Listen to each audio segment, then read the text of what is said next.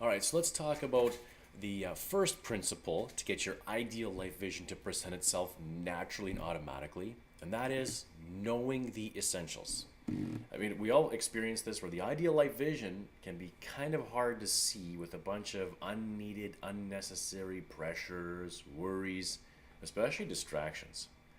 Let's start right there and let's remove some distractions. In other words, let's apply some focus. These two things work together, you see? So what kind of things are distracting us? Let's find out.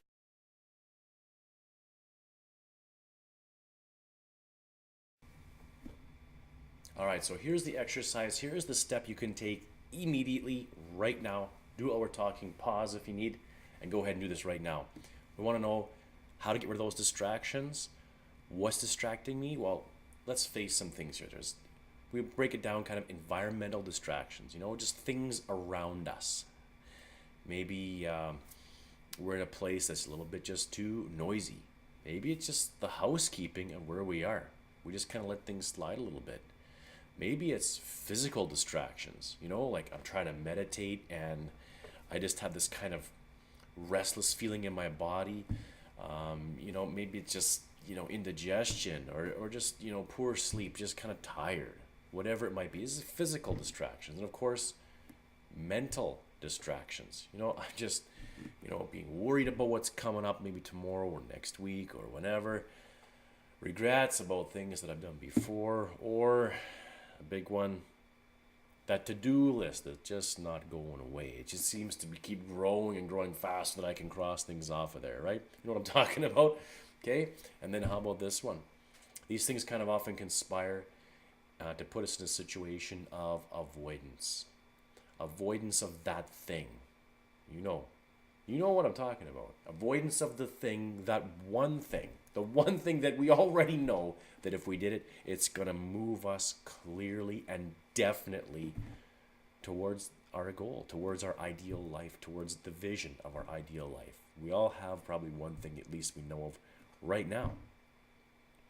But of all these things here, environmental distractions, physical distractions, mental distractions, you'll see one thing in common between them all. They seem to usually be related to some habits that we have in our life. A habit.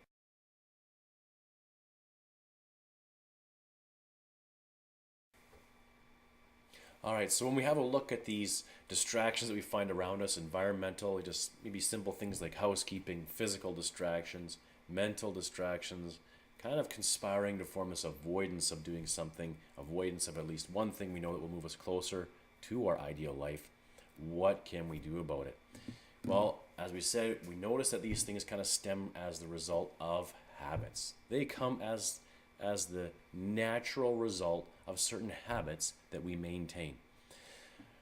There's a lot of talk about different ways to deal with habits, but there's only one thing that I know that has ever worked, whether it's trying to, quit some form of addiction or whatever it is. And it's just that habits, typically, you don't quit them. We just don't quit, we replace. Replacement is the key to this. So instead of trying to actually cut something out in that sense, if we replace it with something beneficial, now this gives us a place of empowerment, a place where we can be in control of this and choose where that energy is going to go instead. So, for example, whether it's some environmental, physical, or mental distractions there, instead of worrying about, maybe there's this assignment coming up at work or a project coming up at school, whatever it might be, instead of worrying about that one thing or the outcome of it, we can face it squarely, face it directly, and look at what can I do about this right now, just as one example. So sometimes they're difficult to deal with, so face them squarely and rewrite their replacement. So for example, if you're looking around and you find that, pick something simple here, maybe housekeeping, you say, geez, it's really kind of hard for me to focus, for me to have any kind of meditation, for me to be inspired when I kind of have this clutter around where I am. Maybe I ought to, do the dishes right after my meal, for example. Maybe I ought to hang my clothes up as soon as they're out of the laundry. Whatever these little things might be, there are these little things. But what we can do is put them down in writing. face them directly and squarely.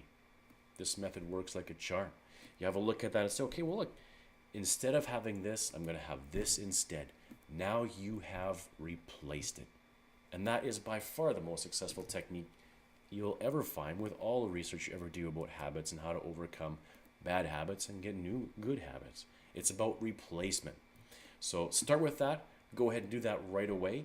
Just pick 3 things only to start with. Just pick 3. Maybe one environmental distraction, one physical distraction, one mental distraction, whatever it is, but just pick 3 things only to start with, because these things take some time. They take some repetition.